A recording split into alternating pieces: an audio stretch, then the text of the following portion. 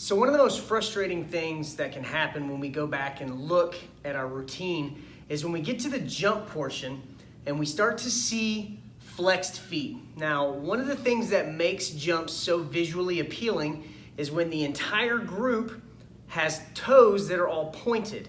Now, if we have problems or if we struggle with getting our toes pointed and the top of our ankle flat, one of the things that can be leading to this or can be causing this is tightness through the muscles in the front of the shin.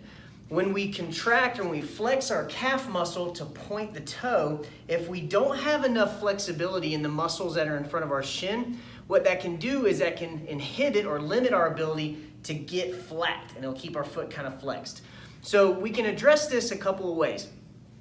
One of the easiest ways is to use our foam roller, just like we did on the insides of our legs when we were prepping for the jump video that we did previously. We want to take our foam roller and we're going to roll on the muscles on the front side of our lower leg. Again, we're going to roll from the front of our knee down to our ankle and back up. And we're going to continue this looking for areas that feel tight or feel tender. And if we find a spot, we can stay on it, or we can do foot circles. So we can put pressure on those tight areas and go through ranges of motion with our foot to loosen up the muscles in the front of the leg.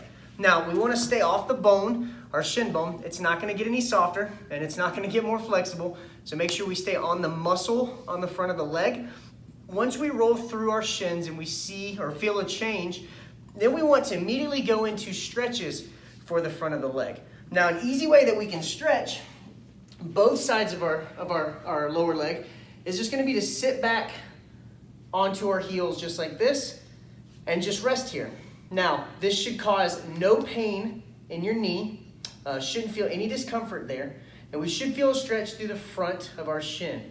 If this does cause pain in your knee, another variation you can do is to stand and with your foot extended, hold your foot down just like that until you feel the stretch in the front of the leg.